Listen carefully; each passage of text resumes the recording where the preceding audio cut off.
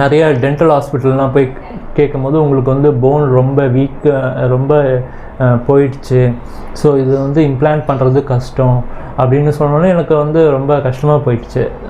அப்புறம் சரி வேறு வழியே இல்லையோ அப்படின்னு செக் பண்ணும்போது தான் யூடியூப்பில் நான் வீடியோவில் கீதா மேமோடைய வீடியோஸ் பார்க்கும்போது எனக்கு வந்து ஒரு உண்மையை சொல்லலாம், ஒரு கடலில் ஒரு லைட் ஹவுஸ் பார்க்குற மாதிரி தான் இருந்தது. எங்களுக்கு ரொம்ப சந்தோஷமாக இருந்தது.